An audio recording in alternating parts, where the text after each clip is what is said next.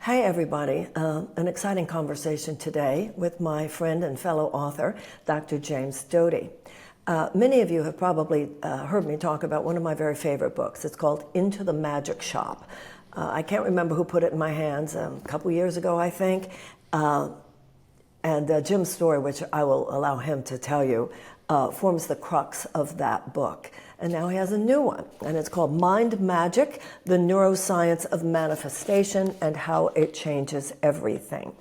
See, Jim is a neuroscientist and a neurosurgeon at Stanford University. He started a center on compassion with the Dalai Lama. He is such an interesting person in the way he explains the intersection of what happens within consciousness as well as what happens within the human brain.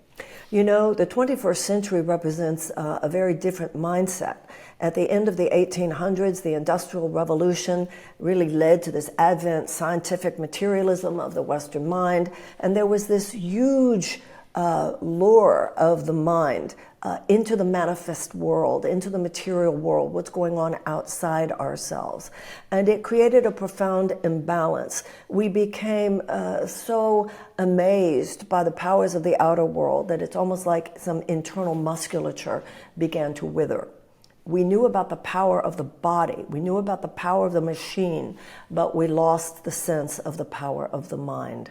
And in a way, we're just beginning to have a new, broader understanding of the power of the mind because of the advent of all this scientific understanding. So where do you go with that? Well, you go to Dr. James Doty because he explains it all. This is the new pioneer, what's happening in the brain, but we don't want it to be separated from an understanding of what happens in consciousness and in the mind. Putting all that together is key to understanding really what it means to be human and also the power of the human being. So I'm very excited to have Dr. James Doty with me today. Jim Doty, welcome. Yes, Marianne, it's always a pleasure to see you, and your introductions are also ego-filling that I'm overwhelmed with myself. But thank you for having me so much, and you're a big hero of mine on innumerable levels, so I appreciate that and you taking the time. Well, thank you. You deserve the accolades. I want to begin because Into the Magic Shop was so meaningful for me and for so many people. You actually talk about that in the book. There is clearly a trajectory here from one book to the other. You tell your story in book one. You explain a lot about how consciousness helped you in your own life understanding the powers of consciousness to manifest a better world. In Mind Magic, you go into much greater depth, not only in terms of the neuroscience, but also in terms of steps that we can all take in our own lives to make it happen. So let me throw that over to you and explain to us why you wrote this book and what it means for people. Sure. Well, as you know, all of us have a backstory, and you're alluding to my own, which was the basis for my first book, Into the Magic Shop, which also included neuroscience and what we call contemplative practice or meditative type of practices. But fundamentally, it was a book about, in some ways, the brain or learning how the brain functioned. And the gift that I got in my childhood perhaps was twofold. One is I grew up in a very challenging background with a father who was an alcoholic and a mother who was an invalid. She had had a stroke, was partially paralyzed, unfortunately chronically depressed, attempted suicide. We were on public assistance my entire childhood and evicted from different residences. But the other side of the story is that while this caused a lot of despair and sometimes hopelessness, it resulted in me actually getting on my bicycle one day when there was an argument at my house and riding as fast and as far away as I could, and I ended up at a magic shop, believe it or not. That's the title of the book. And the owner wasn't there, but his mother was there, and she was one of these people who had a radiant presence. And I'm sure you've run into people like that. Simply being around them, you feel better. you feel enlightened, you feel elevated. And she was that type of a person, and her presence embraced me and created what I call a sense of psychological safety. I didn't feel threatened. And children from my background who grow up in constant trauma, you never know what's going to happen. Your sympathetic nervous system is chronically engaged. You're tense, you're anxious. But she calmed me down, and we began a conversation that lasted for about 20 or 30 minutes. And she asked me some penetrating questions, which I answered, but she also recognized the nature of my suffering. And after about 20, 30 minutes, she said to me, I really like you.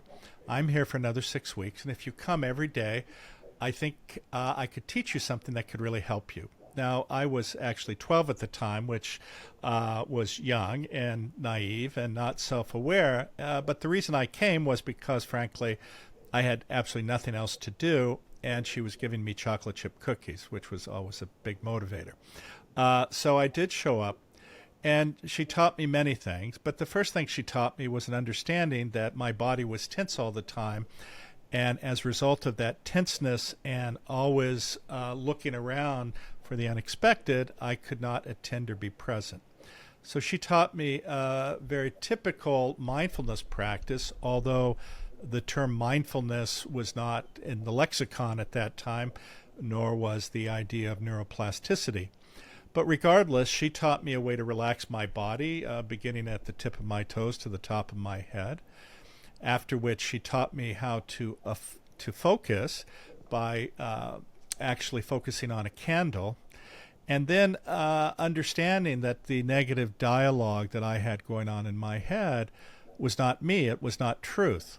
And in some ways, this is how many of us develop these limited beliefs, because we tell ourselves a narrative, and if we tell ourselves it is not possible, I'm not worthy, I don't deserve, that becomes truth. And she made me realize that was not the case at all, and that in fact it was within my power to change the narrative from negativity to one of positivity. But she also taught me something else, which was really critically important.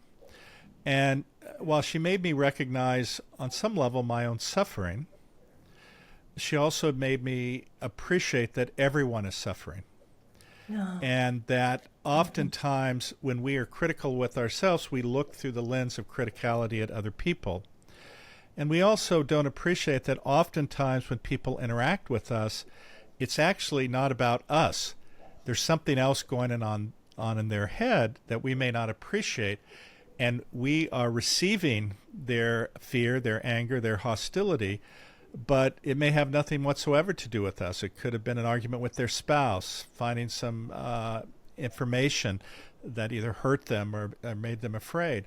And so it also allowed me to appreciate other people's suffering, and also that one's actions don't necessarily have to do with me in the sense if they're angry or upset. So it made me a much more thoughtful, gentler, and kinder human being. So do I remember it correctly that she said that if you came to see her every day for 6 weeks, she would teach you real magic? Exactly. Yeah. Yes. No, that's true. I mean, she was the owner's mother. She actually knew nothing about magic in and of itself. Magic of Copperfield magic, yeah. Exactly. But of course, the other thing she taught me, which is germane to this conversation, is she taught me a visualization or manifestation technique. And that was an incredible gift, but the reality was I was not mature enough to understand or have insight or self-awareness in regard to the gift she was giving me. Well, you talk in the book about how later this is what enabled you to go to college, enabled you to go to medical school. And of course, the opening of the book is so profound, talking about your experiences with an operation of a small child operating on his brain. So a lot of people read the book, a lot of people love the book, and you came to understand that people want to know, how do I do it? How Ruth, who taught you, how can you teach us? So in this book, Mind Magic, you do that. So what are the basic elements of manifestation? I think important for everybody to realize we're all manifesting all the time. As the Course in Miracles says, all thought creates form on some level. The issue is taking direction of your own ship, which is your own subconscious mind. And also, Jim, you talk about, these ideas have been around for really forever, actually, but also some classics in the modern era, Think and Grow Rich, The Power of the Subconscious Mind. It's only now, with people like yourself and with these advances in science, that people are explaining, no, this is the way the brain operates. And we're beginning to have more than just a vague understanding that it happens. You talk about why it happens and how it happens. So what are the basics of this, this kind of a manifestation craze in happening in the culture today? But if we really start breaking it down, number one, everybody's manifesting all the time, which is why it's so important to be disciplined about our thoughts, because every thought we think is manifesting. And the idea here is that the world itself is like a screen onto which is projected basically every thought that we think. So tell us the sort of program that you present in the book for how people can manifest what they want rather than what they don't want. Well, I think, a couple of your points are quite important here. Let me just say that with the techniques that Ruth taught me, she did, in fact, have me write down 10 things that I wanted or thought I wanted. And this is where I think oftentimes we go in the wrong direction to begin with, because growing up in poverty, I have had a perspective of the world and an understanding at that time of what success was. And what is often foisted on us is this belief that success has to do with money, power, and position. And if you just get those things, the emptiness that all of us have inside, or the shame, or the fear, or the insecurity about ourselves will be taken away. And that's the lens I was looking through at the time. And as you can imagine, if you grow up in poverty, your greatest fear is to be in poverty. And so, of course, that motivates you also in a different direction. So I was looking through the lens of, I need this. And one part of it was to become a doctor because I thought that was a sign of success. One was to live in a mansion. One was to have $1 million. One was to have a Porsche. One was to have a Rolex watch. And so you can see these are very materialistic things based out So of... how old were you, hold on, how old were you when you wrote that list? 12. I was 12, yes. And and it's funny because I remember every instance of each of those things that I decided I wanted. I was at a friend of mine, his was very wealthy, and I remember driving up to his house. His father had this big gold Rolex watch, which so impressed me. And, to me, these people represented success. And I remember walking down the street one day at the corner where the school was, and this Porsche Targa drove by, and it was silver. And I said, I will have that. And so I had this whole list of things, and I had decided to become a doctor in fourth grade because and it was Professions Day, and a physician came to our office, a pediatrician. And in that case, though, I was so impressed with his kindness, his compassion. And again, I mentioned radiant beings. He was one of these, and he treated me with respect. I said, I want to be that. So every one of those things came to fruition. I got every one of those things. And it was interesting. Here I am, theoretically, at the peak of success. I have this mansion overlooking the bay in Newport Beach. I have a penthouse on the top of a building in San Francisco. I have a villa in Florence. I have a Porsche, a Ferrari, a BMW, a Range Rover, a Mercedes in the garage. I'm dating starlets, and I have every one of my friends telling me how great my life was. So, I was seeking external affirmation to fill the void that I had to make me happy. And yet, I had never felt more empty in my entire life. In fact, I was miserable. And this occurred at the same time that I ended up losing close to $80 million in 6 weeks during the dot-com crisis. And it really made me go back and reflect and what direction I had taken.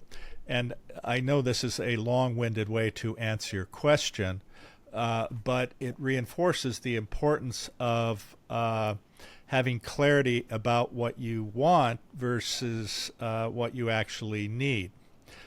I think the other aspect, and we'll finish the rest of my story a little bit later, but I think the other aspect is you mentioned we're all already manifesting. Now, the sad part for many of us, as an example, is, and I'm sure you've been in situations like this, where somebody will sit there and say to you, wow, I don't understand how I ended up here. I'm on my third divorce and I've married 3 alcoholics and abusers. How did I end up here? And part of the problem is that you don't understand what has been imprinted in your subconscious, and you keep repeating the same mistakes. So on the one hand, you have to have a examination of what you've manifested to date and get some insight and self-awareness of the drivers of that behavior. As an example, if you were, let's say, physically abused by a parent and then were given hugs afterwards, you get this confusion between abuse and love. But that is what you hang on to, because that is what has comforted you, even though it was painful. And a lot of people don't appreciate these types of patterns. So you have to interfere or change those habits to move forward. So I think that's one of the most important things. And then the second is the clarity of your intention. What is it you really want to manifest? Because, of course, there's a difference between our Western narrative of success, which actually relates to materialism and things, or hedonic happiness, chasing pleasure, avoiding pain, having things, versus eudaimonic happiness, which is a different kettle of fish. And this is where one searches for purpose and meaning in their life, and more relates to being of service to others. And while on some level you could say, well, both of these are forms of success, the difference is, though, that when you chase things or hedonic success, if that becomes the identifier of who you are, then that is going to lead to misery and a dead end in your life. For myself, let me just finish the statement, but for myself, the important part is I have no problem driving a Porsche and living in a nice car and living well. The difference, though, is if all of those things are taken from me tomorrow, it has no impact on my happiness. I'm perfectly fine. I've had a great life. I've thoroughly enjoyed it, but those aren't me. They don't identify me. I don't need them. Are they nice? Yes. The most important thing is the other, which is what have I done to be of service to others, because fundamentally that changes what I want, because when I'm of service to others, I get a deep warmth inside. It makes me feel good. It makes me feel happy. It makes me feel my life has purpose and meaning, and in some ways constitutes, if you will, although it's not particularly important, but this idea of a legacy. So I want to go back to what it takes to dissolve these patterns. So the French philosopher many, many years ago, Blaise Pascal, said that every problem stems from man's inability to sit quietly in a room alone. I think a lot of people today want to talk about the power of the mind in order to use it for manifestation purposes and so forth. But I don't think you can learn much about the power of the mind without getting to know your mind. Like when you were talking about the woman who, with the 3 divorces, when you're talking about your own situation, losing, what did you say, $80 million in 6 weeks, that would have to have thrown you back on yourself and led to a lot of reflection. You tell a story in the book about our mutual friend, actually, Lynn Twist, when she got malaria, and how she said that she was actually ended up glad that it had not been discovered earlier. Because if it had been discovered earlier, it would have been cured easily and earlier. And as it was, she spent months just lying there with nothing to do but think. And I think that we have, the mind is this oceanic force, and because we can't see it or touch it, we have a fear of it and almost a discomfort jumping into those waters too much. And often I think it is failure in people's lives. It's failure, it's sickness, it's crisis of some kind that I suppose that we subconsciously create that actually forces us to say, even if you manifest, as you certainly had, something wasn't aligned here. And it concerns me, Jim, because we're living in a society that so mitigates against reflection.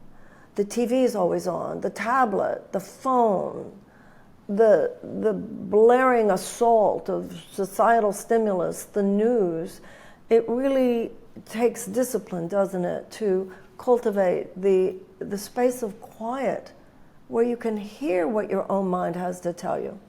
What's been your experience?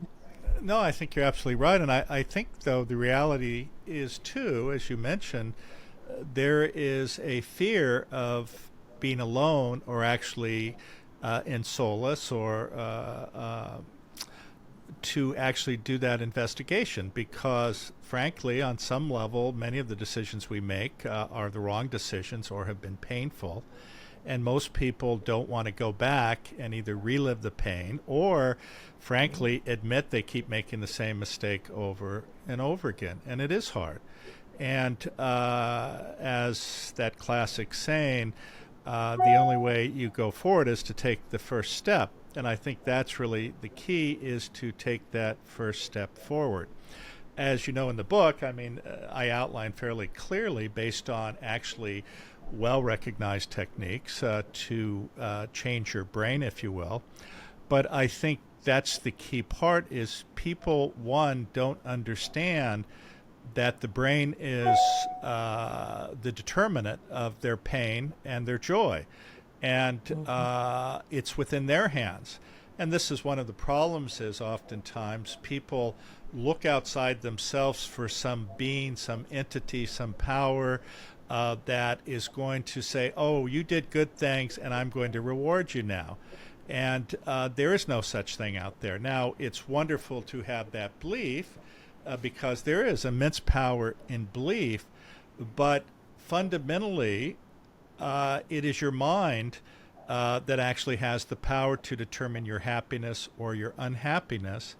And it is also an understanding that all of us are connected, and that's perhaps a different narrative than our conversation today, but we're all connected with each other, and that's what gives us incredible power, and it's the development of our agency contained within our minds that allow us to change reality.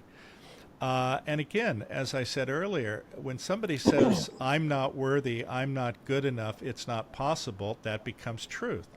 Just as, and science has demonstrated, if you focus, as an example, on your muscles increasing in size, and you do that every day, there is evidence that, in fact, your muscles will increase in size. Now, you're not going to become Arnold Schwarzenegger per se, but the fact of the matter is you can increase your muscles just through thought. But we've also seen people like Wim Hof, as an example, who's known to many people, but also Tibetan monks who can adjust their blood pressure, their heart rate, their breathing, their tolerance to temperature simply through their brain. And this has been demonstrated over and over. It's been demonstrated through hypnosis. It's been demonstrated through the placebo effect. We have immense power within our brain to do and to not to do. And when you have negative thoughts, it's as if you're laying a brick to build the wall of the prison you're creating for yourself, and the walls get higher and darker until you feel overwhelmed and you can do nothing. But at all times, we have the key to open the door. And then that liberates us from these limiting beliefs that so many of us have carried oftentimes throughout our entire lives. And of course, Tony Robbins, people walking over the hot coals and all of that. Everybody, we're talking about Dr. James Doty's newest book called Mind Magic, the Neuroscience of Manifestation and How It Changes Everything. Jim is a neurosurgeon, so he kind of knows what he's talking about in terms of how the brain works. Bringing that together, we're talking about with how consciousness works in order to deepen in our sense of our own identity and our purpose and our ability to have the best life possible. So let's talk about these, you talked about well-established techniques and how you actually go through. There's a lot of how-to elements in this book. So give the audience some taste of all these wonderful ways that you tell us to actually make all this real in our lives. Sure. Well, we've already talked about a couple of them. One, of course, is the recognition you're already manifesting. So how do you maximize your ability to manifest? The other is having clarity of your intention. What is it you truly want to manifest? But you have to, on some level, do the work to understand what you've been manifesting and have a sense of metacognition where you're able to look at yourself and what you've been doing. And then the other, go ahead. Sure. Well, in the book, you go through quite a bit of specific direction. Take a deep breath, sit quietly. I mean, everything you're talking about here today, you do not in the book only describe in abstract terms. I mean, you actually talk about the changes in our nervous system, the quieting of the mind, the calming of the body that is necessary, because I think a lot of people might hear what you're saying and go, yeah, but how do you do that? And I want people to know, no, the book says how to do it. It really does. So talk a little bit more about the how, sure. Which you do definitely talk about in the book. No, thank you for bringing that out. I mean, one of the things that I'm always happy about with books is ones that, consider me, and there's a term in Buddhism called beginner's mind, and this is an appreciation that you can always learn, and oftentimes people learn best if they look through the lens of I'm a beginner. And that's what I try to do in this book. I give you 6 steps, if you will, which allows for reflection on what I'm trying to show you, also the technique on how to put you in the right frame of mind, which I'll explain in a second, and then the practical steps to get there. And so one of those, of course, is, as I talked about in terms of what Ruth taught me, it's a meditation practice, and I don't want people to get all anxious and tense when we say the word meditation. Because so many people, they suddenly get in their mind a Buddhist monk and his legs are crossed, and you have to do this, and you have to have this posture, and that's not it at all. Whether it's sitting comfortably, whether it's lying down, whether it's standing, you can do all of these things, and it's not in the sense trying to limit you. It's trying to create an environment that works best for you. But really the key here is, in the modern world, many of us have our sympathetic nervous system, or that flight, fight, or freeze response, chronically activated at a low level. And that interferes with many things. It interferes with what we call your cognitive brain networks, how they function. It actually affects your peripheral physiology. And it's often very hard to concentrate, because when you're in that mode, it shuts down certain systems and decreases your creativity and oftentimes clarity of thought. So the key is, how do I shift from this stress or fear mode to one of engagement of the parasympathetic nervous system, or our rest and digest system, or I would suggest you our love system. So fundamentally, what the first lesson is to shift from the fear mode to the love mode. And when you engage the parasympathetic nervous system, what happens is your cognitive brain networks function and interact at their best. Your peripheral physiology functions at its best. And you're much more open, thoughtful, curious, productive, and it gives you different insights. And this is what's key if you want to maximize your ability to manifest. So the first process in each of these steps is fundamentally relaxing the mind and then having clarity and being able to focus. And then it goes through a step-by-step process to understand each step. The other caution I would make is oftentimes people don't appreciate that if you want to learn how to run a marathon, you don't get up in the morning and run 26 miles.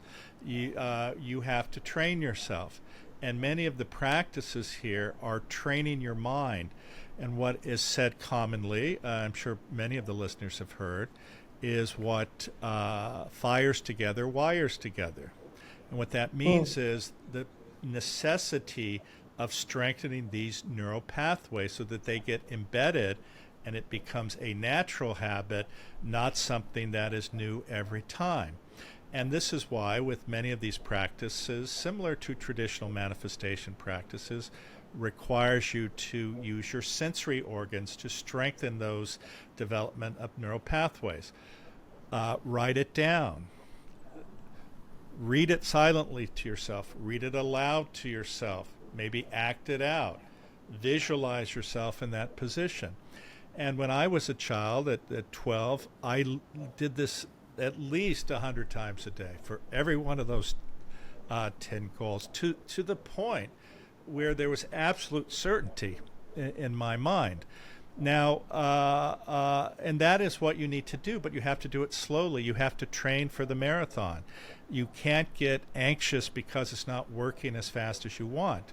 And one of the problems oftentimes with manifestation is people have a vision. It has to occur at this time, or it has to occur exactly this way. But the reality is that it doesn't work that way. The universe, if you will, has a timeline of its own, and things will occur because we also don't appreciate oftentimes other things that may be interfering with what we're trying to manifest. And the reality is sometimes what we try to manifest, our unconscious knows is not the best for us. So in fact, sometimes they don't occur. So you have to also appreciate that.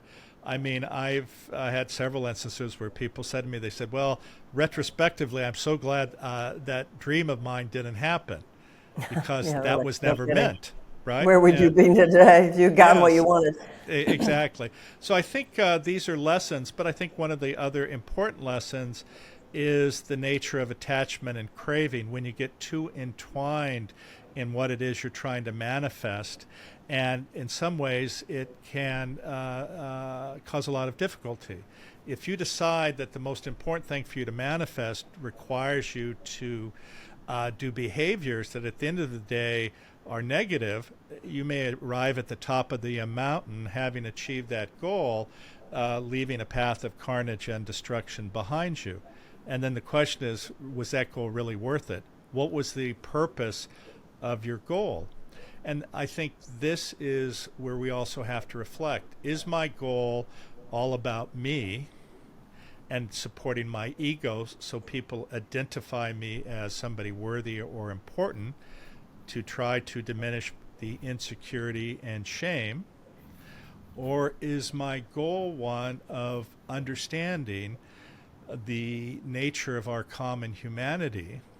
And my goal is to look at how can I use my tools that I have been given to be of service, recognizing that when I do that, I actually benefit as much or more than the person I'm trying to be of benefit to. And this is why the Dalai Lama has said, if you want others to be happy, be compassionate. If you want to be happy, be compassionate. That's great. You know, everyone, Jim was talking a couple of minutes ago about a concept called, in the East, called the beginner's mind, which in Christian terminology, this is the same concept as be ye as a little child. Also in a lot of Asian philosophy, there's this notion of presenting an empty rice bowl to God. In the West, we tend to think in terms of accumulating more data, getting more information. We're greedy for more input. And the more spiritual, and what Jim is saying here, the more powerful in terms of manifestation way, is learning how to empty the mind. That there is a sense of a void, a no thing, out of which comes all things. Because wouldn't you say, Jim, our minds are too cluttered these days. And that is the power of meditation, which I don't think we should be afraid of. If people don't know that we're not just talking about cross-legged monks in the Himalayas, then they need to evolve beyond that belief, right? Prayer, as an example, all manner of ways to reflect, ways to quiet the mind. And also, I think people are thinking, if I could get rid of the chaos in my life, then I could find quiet. But really, it's more the practices by which we find quiet that then begins to dissolve the chaos. And as the chaos dissolves, what emerges to take its place is a manifestation more in harmony with the natural alignment that we had found in a quiet state. Is that correct?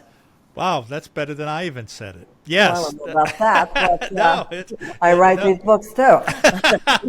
no. I think that's We exactly should do right. a weekend retreat sometime. Oh, that would be fun. Yeah. But getting back to your point about being an empty vessel, our minds are cluttered with a lot of information, but we also don't appreciate that they're also cluttered with biases that we've accumulated.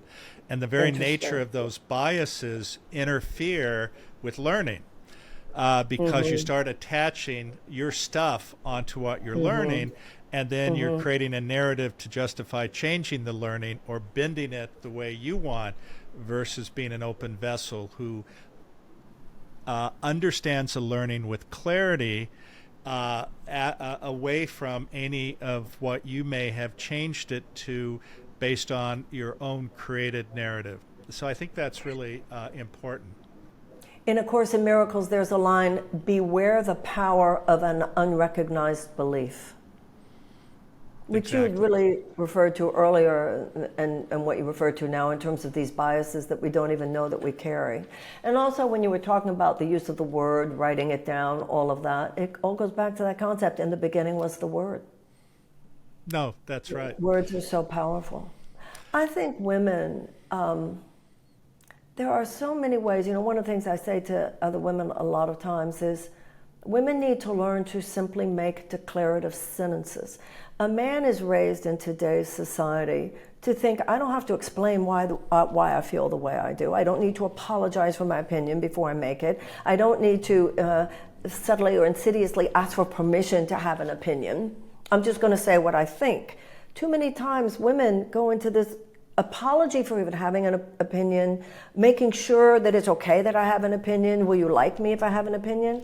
And I know in my own life, talk about an unconscious bias. There is an unconscious misogynistic distrust of the feminine, and a lot of projection onto a woman who simply states her opinion without first apologizing. But if you use those words to apologize or make it right, you're keeping yourself stuck in that place. So I think a lot of these biases that we have are not only personal biases, but societal biases, right? No, I think you're exactly right. It's interesting. A number of years ago in New York at the UN, I gave a talk on, believe it or not, feminism and compassion.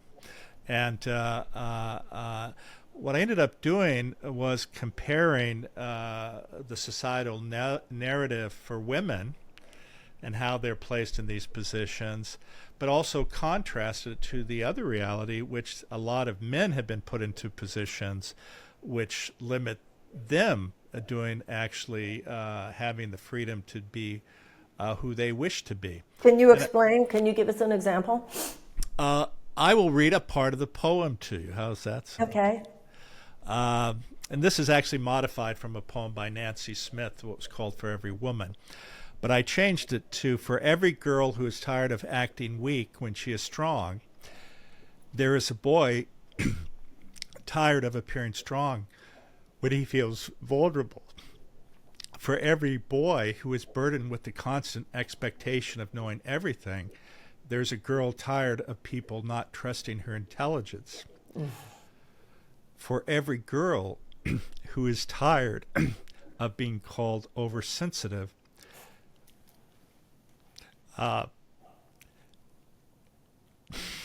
there is a boy who fears to be gentle or to weep. For every boy for whom competition is the only way to prove his masculinity, there is a girl who is called unfeminine when she does compete. For every girl who takes a step toward her liberation, there is a boy who finds the way to freedom a little easier. So,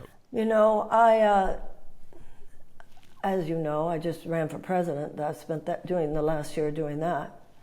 And I saw these things at play and experienced them in a way I never had before.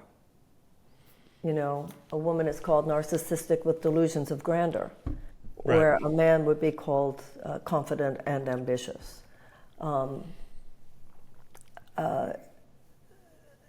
We think that because we recognize statements which you so beautifully articulated, that means we have evolved beyond them. And I really saw ways that as a society, we have not evolved beyond the projection onto a woman's power. I remember it was kind of an infamous interview that Princess Diana did with Martin Bashir. And in that interview, I mean, they say that really led to her downfall in many ways, because that woman was authentic and real and honest in that interview.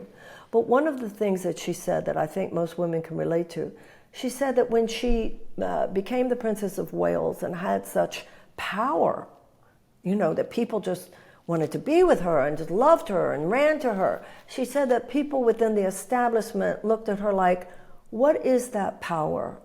Where does she get that power? And what does she intend to do with it? In other words, if the patriarchy gives it to you, grants it to you, then by all means we will applaud you. But if it's not sourced by the patriarchy, where did you get that power? What is that power? And of course, what the world likes to do is call it crazy. Yeah. Right. She's kooky or whatever.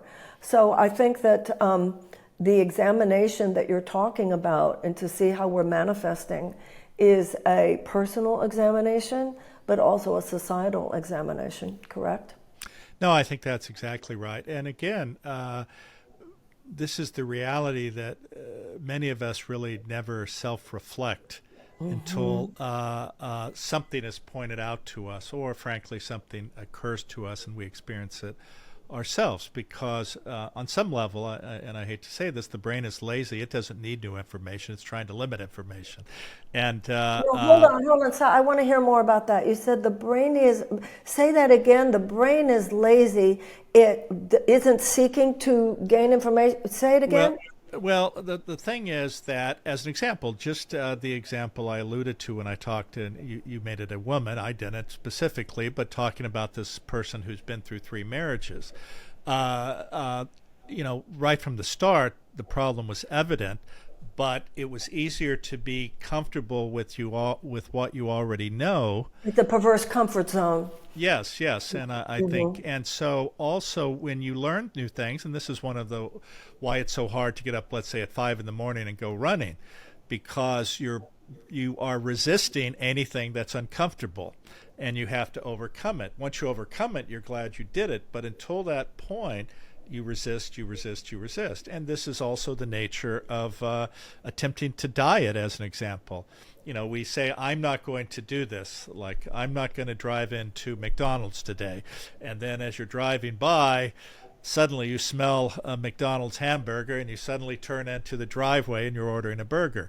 The mind doesn't want to think. It gets patterns that it feels comfortable with, or that have become habitual patterns, for good or bad, and it sticks to those. And when you try to change those patterns, it resists, because again, it doesn't like new stuff. That's not to say it doesn't have an immense capacity for new stuff. It's just that we try to conserve energy, which means we try to be as lazy as possible oftentimes. Well, you say in the book, you talk about the power of repetition. Just Yes. continuing to do something. I wrote a book several years ago about middle age, and it was called, I think, The Age of Miracles, Age of Miracles, I think. And after I published the book, I saw something in an article in the New York Times, and I so wished that I had read it before, because I would have included it in the book. But it was about memory loss as we get older. And it was about this group of scientists. For all I know, you were at this conference, because it was neuroscientists and all you people having this conference. And they were talking about memory loss as we get older, and how there seem to be 2 kinds. One is obviously, the dysfunction, malfunction, dementia, something that could lead to Alzheimer's, etc. But the idea that they were discussing was that there's a different kind of experience that we think of as memory loss, where the brain, it's an evolutionary rather than a devolutionary process by which the brain evolves at a higher state, simply recognizes patterns. And because it recognizes the pattern, it does a data dump. It doesn't need to remember all the details anymore. For instance, like I could be at my age with a younger woman having a conversation about her dating life. And I could say something like, oh, he's not calling back. She'd say, how do you know? Oh, trust me, I know. My brain doesn't have to remember the details. My brain knows.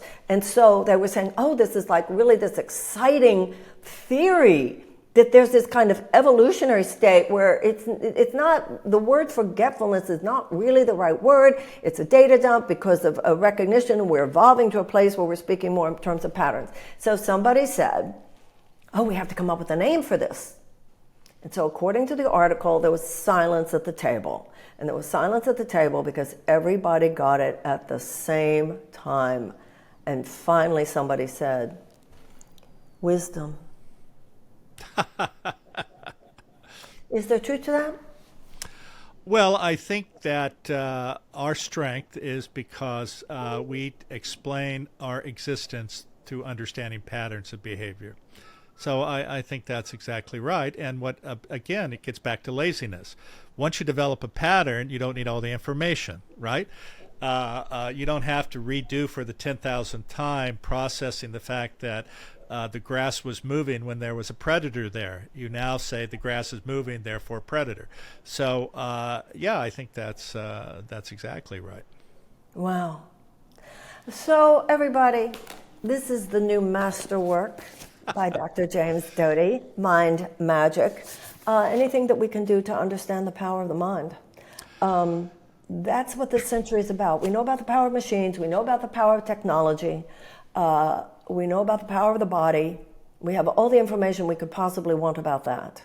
But clearly, the way the world is going, that's not enough to take us to where we need to be. All this technological power, all this financial power, all this military power, and in the United States alone, we have the highest suicide rate, the highest homicide rate, and so forth.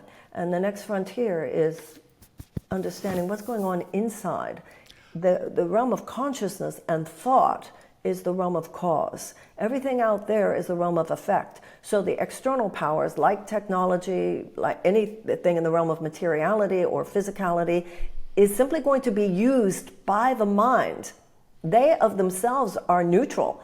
Your first line of the book is the universe doesn't give a fuck about you.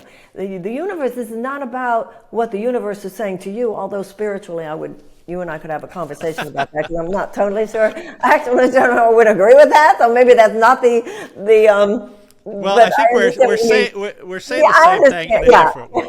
Yeah, we do go with that one. But the point is, everyone, that the realm of understanding that's most needed now is the realm of the mind, the realm of consciousness, the realm of the heart. And as we understand it, we become empowered, and then we begin to use it correctly. It's not about, there's a line in the Course in Miracles where it says, it is not up to you to determine the power of the mind. You can't diminish the power of the mind, but what you can do is to misuse the mind. And we misuse it constantly.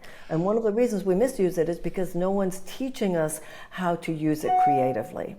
And that's why this book is important. Once again, not just a good book, an important book. So, Jim, thank you. Any last words you want to say about the book or about your work or where people can find you or anything like that? Sure. Before I give information about myself, let me just say that people don't appreciate that the mind is the most powerful thing that each of us has, and we are in full control of it. We just have to understand it. But the other thing I would suggest is that one of the hardest paths is going from one's head to their heart. But that's often the most important path.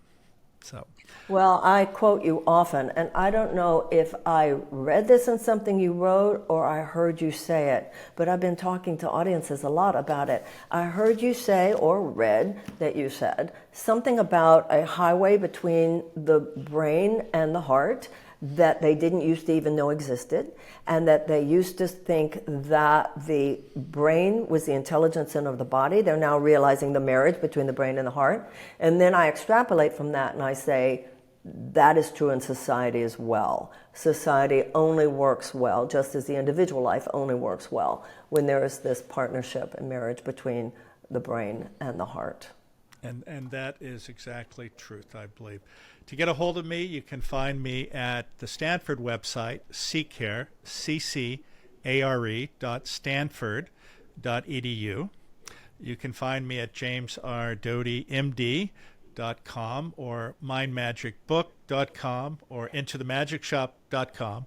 Also, for some of your listeners who might be interested, I've actually developed a mental health app to help people, if you will, be a coach or a companion for those who have stress or anxiety associated with living in the modern world. And that website is called Happy, Happi, not Y, Happi.ai. But it's free for now. I would encourage anyone to try it out. And please, if you have feedback, I would appreciate it. It combines emotion assessment with a knowledge base, a conversational AI knowledge base of compassion-focused therapy and psychology, which, believe it or not, is hooked to a human-like avatar which you can talk with. So it's quite amazing. So give it a try and let me know what you think. Wow. Okay, everybody, you got a lot of information here. Check out James Doty and all of the various things that he just talked about. Doesn't get better than this. Jim, Okay, thank you so much. you. Much love to you and good luck with the book. Much love to you as well, my Bye, everybody. Thank you.